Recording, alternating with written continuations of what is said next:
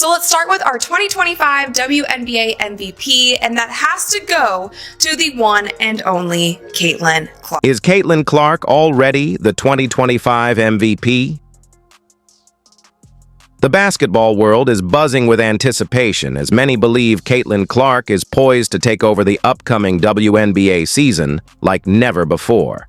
After a rookie year where she faced relentless defensive pressure, being double-teamed and tightly guarded, reports suggest she has completely elevated her game during the extended offseason. Reigning stars like Aja Wilson and others have expressed frustration over the early MVP talk, hinting at deeper tension beneath the surface. Still, the signs are hard to ignore.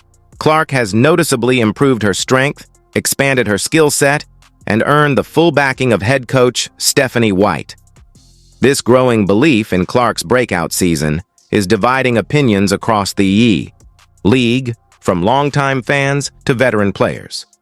Let's take a closer look at why so many believe these MVP predictions could become reality. Truly think that this second year for Caitlin Clark is going to be like nothing we have ever seen. She has had an entire offseason to train, to get into the gym, to work on things that she struggled with during her. Let's be honest about Caitlin Clark's rookie season. It was tough. Every time she stepped onto the court, opposing teams had one goal: make things as difficult as possible for her. She was met with constant double teams, aggressive face guarding, and a level of physical defense that often bordered on excessive. The intensity she faced was unlike anything she'd ever experienced before. It was clear from her body language at times. There was real frustration. Critics didn't hold back, claiming she wasn't ready for the WNBA's physical demands, that perhaps the leap from college to the pros had come too fast. And the season didn't start in her favor. Her team, the Indiana Fever, struggled early on. As she worked to find her footing, the losses began stacking up, and the spark they needed to turn things around just wasn't there. Yet, They're coming off a very long college career. She had a couple weeks off, then went straight into the WNBA. but something shifted during the extended off-season, something no one quite expected. Remember when Caitlin Clark seemed to vanish from social media for a while? Now, it all makes sense. She was quietly putting in the work, rebuilding herself from the ground up. Recent footage reveals a striking transformation. Clark has added noticeable strength, muscle built with purpose. This wasn't just about getting stronger, it was a targeted effort to prepare her body for the exact kind of physical contact that gave her trouble in her rookie season. It's clear she didn't just rest, she redefined herself. Had an entire offseason to train, to get into the gym, to work on things that she struggled with during her rookie season. We have seen from the photos, from the videos, from the workouts that she has put on quite a bit of muscle. So it seems like she is taking all of these things so seriously. Clark's approach was nothing short of strategic and all-encompassing. She carefully studied her game, pinpointing the exact areas that needed improvement. Core stability to stay upright through contact, upper body strength to finish at the rim, and lower body power to create space from defenders. In recent training footage, the difference is crystal clear.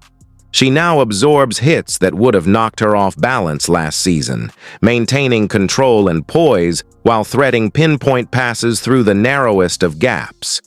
It's not just physical growth, it's evolution. It seems like Caitlin has been in the gym every single day, and if she wasn't in the gym, she was either golfing or doing some sort of speaking engagement. With her physical foundation firmly in place, Clark turned her focus to the tactical side of her evolution.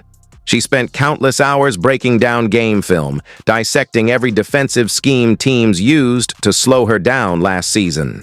For each scenario, she developed precise counters, moves to create space against face guarding, techniques to split double teams, and passing angles she couldn't exploit before. It's like watching a chess master at work. Every defensive move now has a calculated response, Clark hasn't just trained harder, she's trained smarter, and the results are beginning to show. And not to mention the new team that Indiana has now. The Indiana Fever did incredible in free agency, and now Caitlin Clark is surrounded by not just a couple great players, the entire squad is finally... One of Clark's biggest advantages this time around was having a full off-season at her disposal. Unlike last year, when she jumped straight from a demanding college season into the WNBA with barely any time to recover, this year she finally had months, not weeks, to focus entirely on her growth. And the difference is undeniable. With time on her side, she wasn't just training, she was rebuilding, refining, and recharging.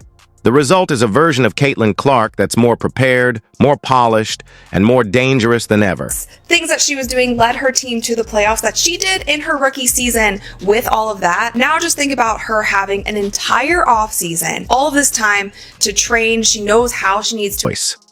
The buzz from basketball insiders is growing louder, and it's all pointing to a Caitlin Clark who may be nearly unstoppable. With her added strength, she's no longer getting knocked off balance. Now she's finishing through contact. Her already elite shooting becomes even more of a threat when defenders can't push her off her spots. And her playmaking? That's where it could all come together. With the ability to hold her ground against physical defenders, she'll have more time, more control, and clearer lanes to create for her teammates. This isn't just an improved player. It's a fully evolved version of Clark, ready to make her mark. Not gonna come into this year losing like they did last year. This squad that they didn't put with Caitlin is amazing. So the winning will be there, right? I believe their winning percentage will be way higher than it was at the beginning of last year. And Caitlin Clark will have so much, she will have her fingerprints all over those. The real question now is, just how different will Caitlin Clark look when the season tips off on May 5th? Will her opponents even recognize the player they thought they had figured out? Like a phoenix rising from the trials of her rookie season, Clark has emerged renewed, stronger, sharper, and more determined than ever. She's no longer the one being pushed around. This time, she'll be the one setting the tone, controlling the game, and making a serious case for an MVP-caliber sophomore campaign. Sticking with the Indiana Fever, my prediction for Coach of the Year is Coach Stephanie White. It felt like when she got to Indiana, there was an immediate shift in the culture and the seriousness of this Indiana Fever franchise and organization. And while Clark was reshaping her body in the weight room, something even more transformative was unfolding behind the scenes. The moment Stephanie White stepped into the Indiana Fever organization, everything shifted. We're not just witnessing a player's evolution, we're watching an entire franchise being rebuilt from the ground up, with one clear mission: to create the ideal environment for Caitlin Clark to thrive. The change in the team's energy is undeniable. White brought with her a new level of focus, professionalism, and accountability that has completely reshaped the Fever's culture. Players who once went through the motions are now attacking every practice with playoff-level urgency. The impact was immediate.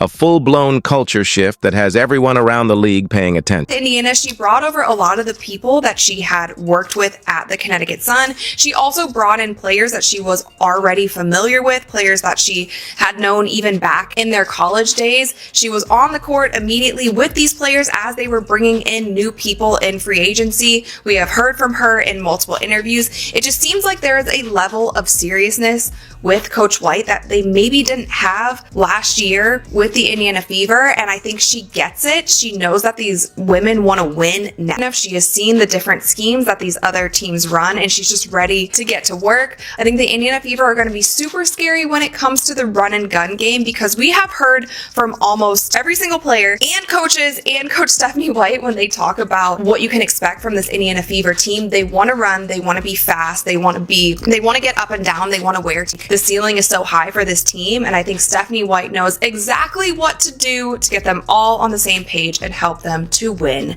Just been able to focus on her game, getting better in the areas where she needs to, and she even spoke on the areas where she needed work at. The mid-range, being comfortable pulling up inside the three-point line. her float game. And so that's also why I predict the Indiana Fever will lead all teams in team score, that they will be putting up crazy numbers this year with Caitlin Clark, Kelsey Mitchell, Aaliyah Boston all coming back, but now they have threats like DeWanna Bonner, Natasha Howard, Sophie Cunningham, Lexi Hall is back, and we'll just have to see how all of these women gel together. That I have the New York Liberty and the Minnesota Lynx in the running of my top 2 teams in the WNBA. They didn't change too much in their roster, but the people that they did add to their team just made both of these teams better. Revenge, I think she is going to come back with a vengeance this season. She did incredible in Unrivaled, I think both offensively and defensively. Nafisa has taken her game to the many options here. It is so hard for me to predict. I think the media is definitely going to stick to Paige and most eyeballs are going to be on her, but I hope that we're able to cover this whole rookie class and just see how things start to unfold, because at this point in time, there's a few that I think could be in that mix, and it's